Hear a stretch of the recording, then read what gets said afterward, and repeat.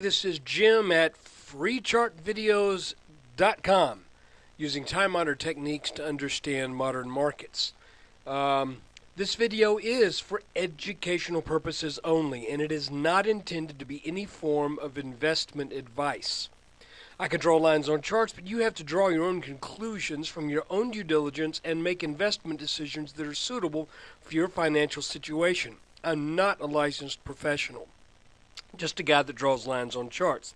And look, when we look at these charts, what we're doing is, and my intent is to hone skills in how to read charts.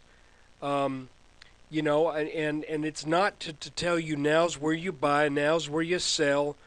I just want you to follow along, and if you get something from this, what you get from it is your own ability to make decisions based upon your analysis. This is just one of many ways that people analyze the situation before they make an investment. So please, don't take my word for anything.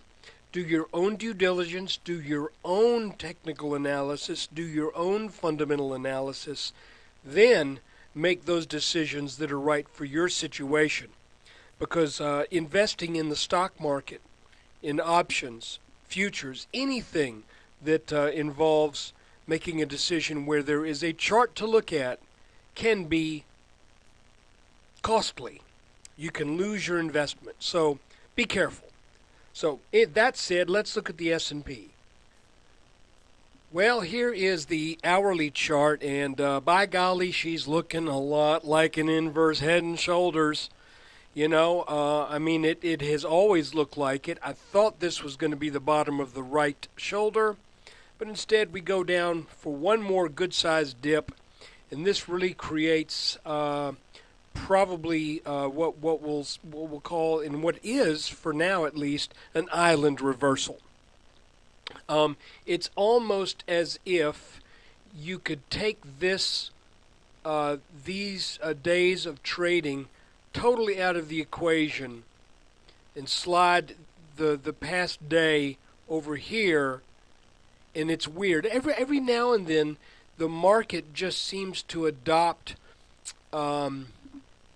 what's the best way for me to put this? Every now and then the market just seems to do something where it appears that it has shifted either up or down, and then after that has happened, it just gets back to normal as if no big whoop.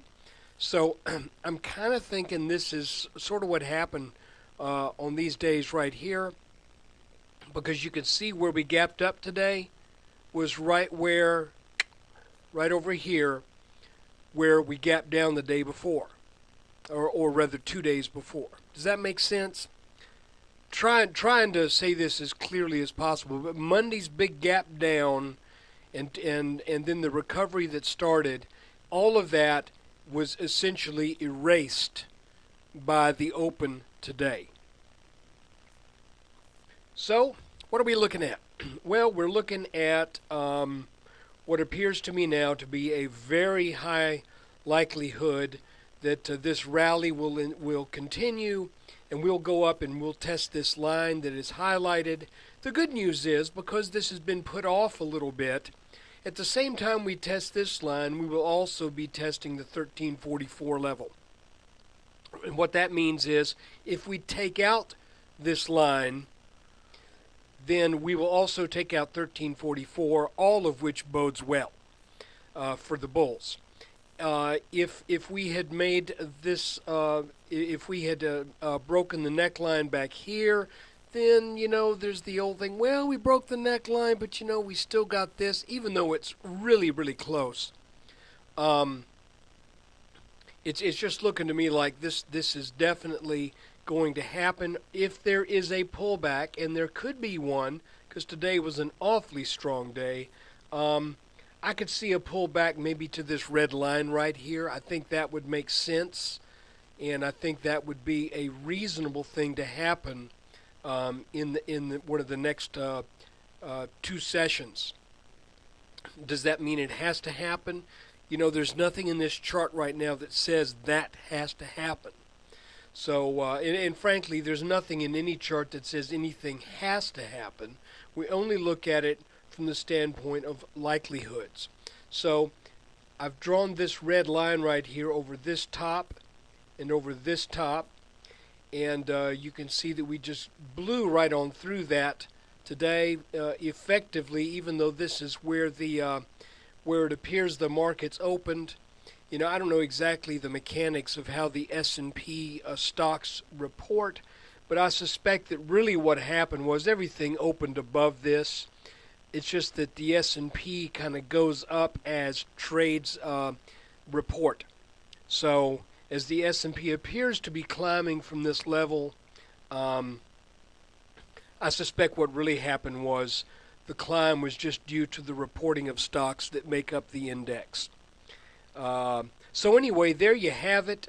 This is awfully strong, and another thing you might want to consider, and I'm not saying I'm not saying this has to happen, but when you look at the depth of this low from this red line right here, and you add that on to here, for what that's worth, when you have a line of resistance that breaks like this, oftentimes the move that comes out of that break is equal to the depth, whether it be a triangle or an inverse head and shoulders, whatever you might have. So, gosh, this looks awfully strong. This was a great day today. Closed over 1330. And let's see if we can get a little bit more steam under this and go up there in the next couple sessions and make a run at that 1344 high. And I am now more long than I was. So I went long on some things yesterday, and actually added to a couple positions today. So look, I hope these videos are helpful to you. If they are, you can help me out by spending some time at freechartvideos.com. We've got a forum there where you can share your ideas, trying to get that up and running. And also, if you want to, you can donate to the cause. I don't charge for this. The S&P updates are absolutely free. And but if you like this and you want to keep it going, I'm not going to turn down your donation. And frankly, I would rather do it based upon donations than charging, because, like I said, I'm not a licensed professional. I'm just a guy that draws lines on charts. And even though I think I do it pretty well, if this is of any benefit to you, I'd rather it be performance-based than subscription-based. So take care. There will be another video after the close tomorrow.